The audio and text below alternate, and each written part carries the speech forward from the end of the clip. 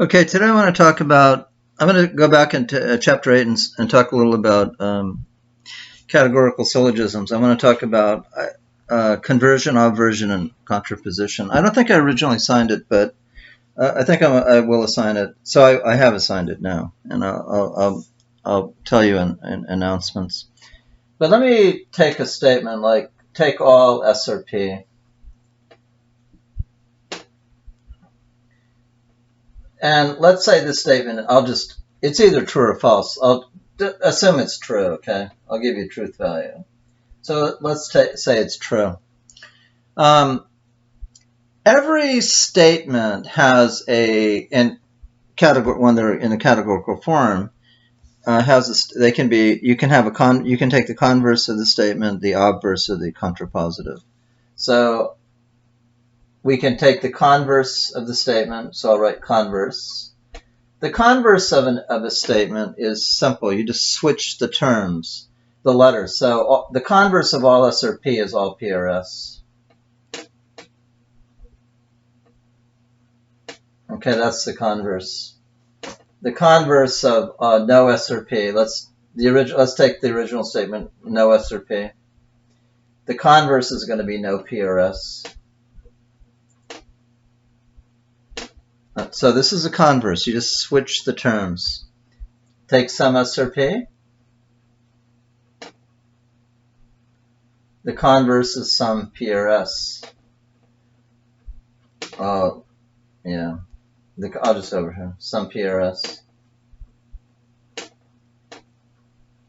And some S are not P. The converse will be some P or not S. Now, sometimes the converse of the original statement means exactly what the original statement means. Sometimes it doesn't. Like take all S or P. All dogs are animals. That does not mean all animals are dogs, obviously. So from this statement here, this is an A statement. All something or something is called an A statement.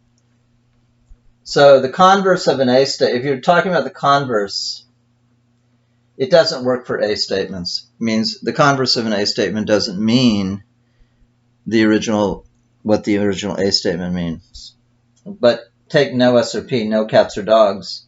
That does mean no dogs, no cats or dogs means no dogs or cats. You can switch the term. No S or P means no P or S. So the converse, I'll put E up here. It works. Converse, I'll use the word works.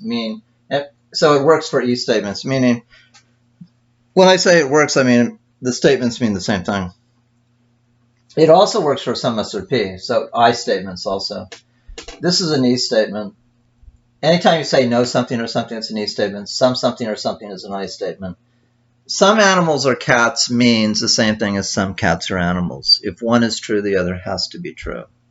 So converse works for E and I statements. It doesn't work for O statements. Some animals are not cats is true, but some cats are not animals is false.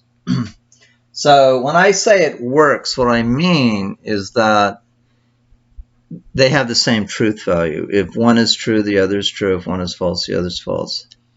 If I say it doesn't work, that means the truth value is unknown. You can't by just knowing the letters, for example, S and P, you can't know if it's true or false. It's unknown. So converse works for E and I statements, okay? The converse. So on the final exam, I will ask you to give me the converse. I'll give you a statement, and then you just give me the converse, and then tell me true or false, or unknown. Original statement, now I'll do the obverse of a statement. So I'll take the original statement over here. These will be the original. We'll have A, E, I, O. And all S or P is an A statement. So, no S or P.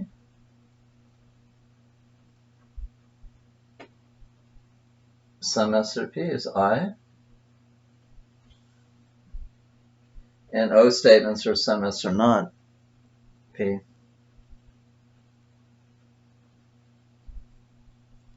Okay, the obverse, I'll tell you how to do the obverse. The good thing about the obverse is it works for all of them. It works for A, E, I, O. So anytime you have a statement and you take the obverse of that statement, it will always mean the same thing. So with converse, it only worked for E and I, but for obverse works for all of them, A, E, I, O. Which is very interesting. So here's how you do it. What's going to happen is all is going to become no, and no is going to become all. Some is going to become a some or not, and some or not is going to become some. And I'll show you, I'll write this down, and then we're going to put a non before the last term. So all becomes no. So the obverse of all S or P is no. All becomes no. No S, R, and then we put non-P. No S or non-P. So all cats are animals, true. That means no cats are non-animals. Okay? No cats are non-animals. That's the obverse. All becomes no, and then you put a non before this term. My phone is ringing. Let me see. I want to answer it. Okay. No becomes all, and then we put a non before it. So all. No S or P, the obverse is all. S or non-P.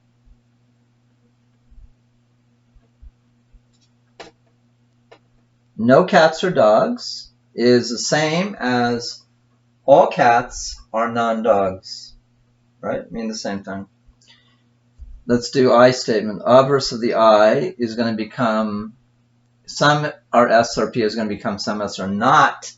Some S R is going to become some S or not, and then we put non-P. So some S are not non-P.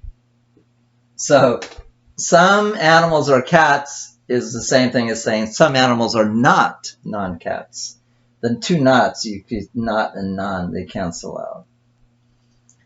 And the obverse of some S or not P, some S or not is going to become some S R, and then we put a non-P. So some S or not P becomes some S or non-P, and that's obviously the same thing. Some animals are not cats, same thing as some animals are non-cats. So that's the obverse of the statement. So the obverse works for all of the statements, A, E, I, O. Converse only works for E and I. Now I'm going to do the contrapositive, and that will only work for A and O statements, the contrapositive. So let's look at the contrapositive. Contrapositive. This is in your book, in chapter 8. So we have A, E, I, O statements. All S or P. Let's do that one first. It's going to be like the converse. We're going to switch terms, and then we're going to put non before both. So all S or P is going to become all P or S. We switch, and then we put non before both. So all non-P are non-S.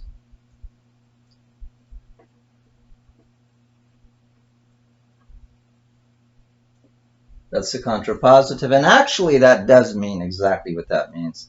All cats are animals. All cats are animals means all non-animals are non-cats. If you think about it, it's true. So contrapositive works for A. It will work for O, but not for the E. The E is no S or P. And the contrapositive, we switch the terms and put non before both. So we're going to have no, non-P, or non-S. And that does not, they do not mean the same thing. No cats or dogs does not mean no non-dogs or non-cats. It doesn't mean that, because elephants are non-dogs, but they are non-cats. So this does not mean this. Contrapositive works for A and O. It doesn't work for I, so let's do the I. Some S or P. The contrapositive, we're going to switch the terms and put non before both. So we get some non-P are non-S. And they do not mean the same thing. Some animals are cats does not mean some non-animals are non-cats.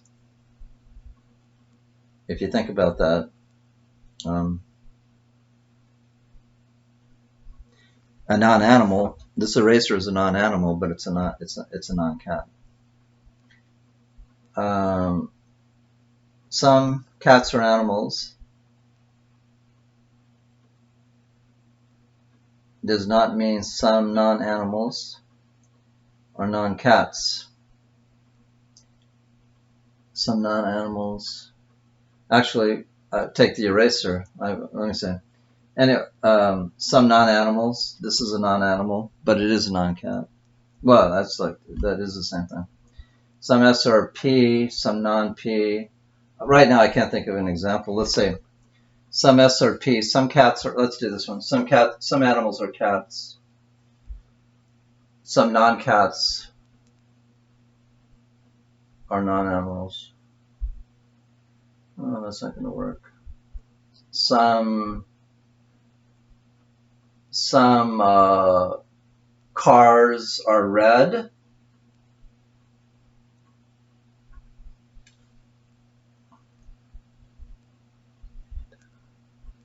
Well, some cars are red. Does that mean? Well, it's sometimes. Well, with cars and red, it's not going to work out. But I can't think of an example right now. But some S or P, you could, if you think about it, I'm sure you could come up with something. Some S or P does not mean some non-P or non-S. And then some S are not P. Actually, the contrapositive of that does mean the same thing. So some non-P